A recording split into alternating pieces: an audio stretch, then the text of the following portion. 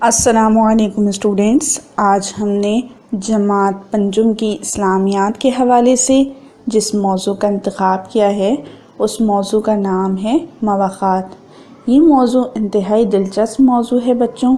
آئیے اس کی بلند خوانی کرتے ہیں اور اس موضوع کو سمجھنے کی کوشش کرتے ہیں۔ مواخات کو سمجھنے کے لیے سب سے پہلے اس رشتے کو قائم کرنے والی ہستی کا حوالہ دینا بہت ضروری ہے۔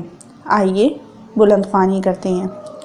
لفظ اسوہ کا مطلب ہے نمونہ اور حسنہ کا مطلب ہے نیکی اور بھلائی، یعنی نیکی اور بھلائی کا نمونہ۔ اللہ تعالیٰ نے نبی اکرم صلی اللہ علیہ وآلہ وسلم کو لوگوں کے لیے نیکی اور بھلائی کا سب سے عمدہ نمونہ بنایا۔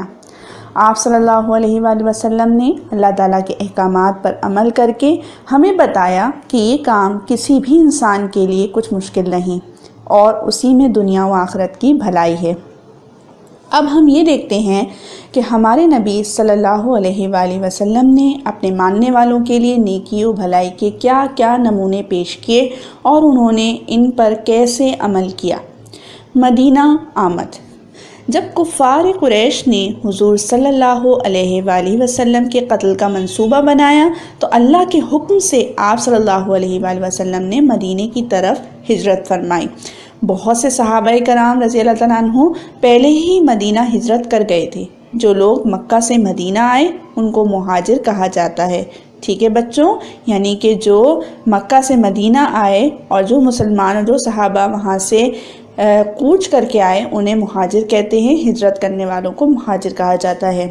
اور جو اصحاب مدینہ ہی میں رہتے تھے، یعنی کہ جو پہلے ہی مقیم تھے مدینہ میں، ان کو انصار کہتے ہیں۔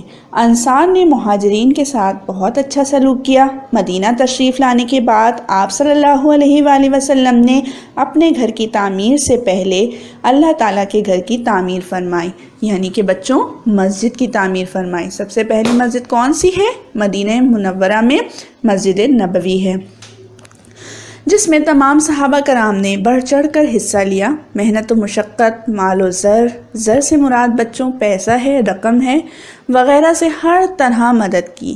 یہی مسجد مہاجرین و انصار کی محبت کا مرکز بنی۔ آئیے بچوں اب سبق کے اصل موضوع کی جانب بڑھتے ہیں، مواخات۔ غور سے سنیے گا، غور طلب بات ہے۔ مہاجرین مدینے میں بالکل نووارد تھے۔ نووارد سے مراد بے سر و سامان اور مسافرانہ حالت میں تھے۔ جب مسجد تعمیر ہو گئی اور حضور صلی اللہ علیہ وآلہ وسلم کو کچھ اطمینان ہوا تو آپ صلی اللہ علیہ وآلہ وسلم نے ایک دن حضرت انس رضی اللہ تعالیٰ عنہ کے مکان پر مسلمانوں کو جمع کیا۔ ان میں 45 مہاجرین، یعنی کہ آپ کو میں بتا چکی ہوں مہاجرین کون تھے، اور 45 انصار تھے۔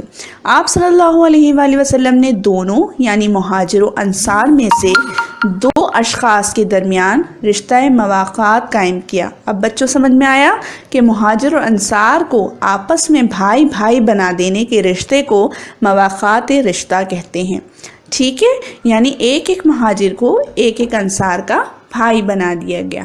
آگے چلتے ہیں بچوں، آپ کو سمجھ میں آ رہا ہے کہ یہ جو رشتہ قائم کیا گیا انصار اور مہاجرین کے درمیان اسے کیا کہتے ہیں؟ اسے مواخات کہتے ہیں، اخوت کا، بھائی چارے کا رشتہ کہتے ہیں۔ انصار کا ایثار۔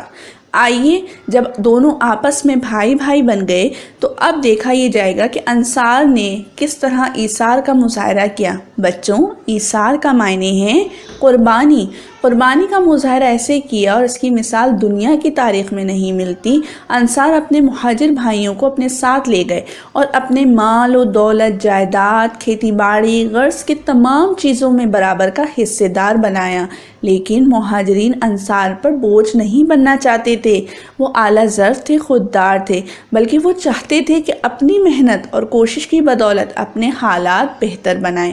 اس لیے ان مہاجر صحابہ نے اپنے انصاری بھائیوں کا شکریہ ادا کرتے ہوئے کہا، ہمیں تو آپ ذریعہ معاش کے سلسلے میں مدد اور رہنمائی کر دیں۔ معاش یعنی کہ کمانے کے ذرائع، یہی آپ کی ہمدردی کا بہترین ثبوت ہوگا۔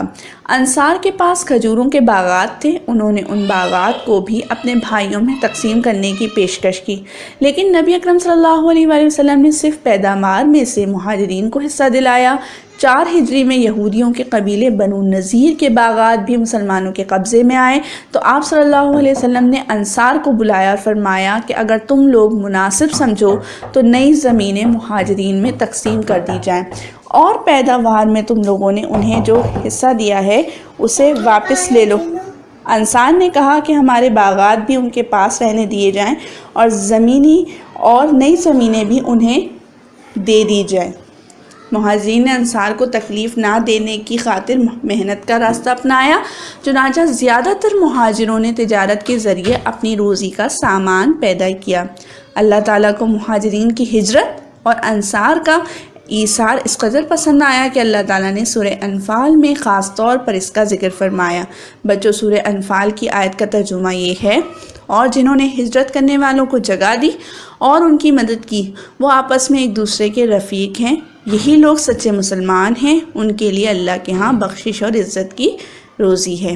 بچوں، تو ہمیں کیا سمجھ میں آیا کہ ہمیں آپس میں بھائی بھائی بن کر رہنا ہے، کیونکہ یہ رشتہ مواقات ہمارے پیارے نبی نے ہمارے لیے قائم کیا ہے، اور نہ صرف مہاجر انصار بلکہ ہم سب کو آپس میں ایک دوسرے کا خیال رکھنا چاہیے۔ یعنی وہ بہترین صلح ہے جس کے وہ حقدار ہوئے، اللہ تعالیٰ نے ان کے مومن ہونے کی خود تصدیق فرمائی اور آخرت کی تمام نعمتیں ان کے نصیب میں لکھ دیں۔ آج بھی دنیا میں بہت سی جگہ پر مسلمان سے مسلمان ہونے کی پاداش میں ظلم و ستم کا نشانہ بنے ہوئے ہیں۔ بچوں، آپ جانتے ہیں مختلف ممالک میں مسلمان بہت ہی ظلم و ستم کی زندگی گزار رہے ہیں۔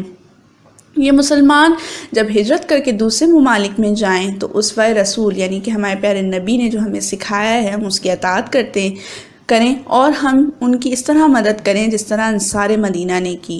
مہاجرین کو بھی ان صحابہ کرام کی تقلید کرتے ہوئے خودداری اور غیرت نفس کو اختیار کرنا چاہیے، یعنی کہ جس طرح سے مہاجرین نے اپنے تمام کام خود سر انجام دیے، یہی کام ہمیں بھی کرنے چاہیے، ہجرت کرنے والوں کو کرنے چاہیے۔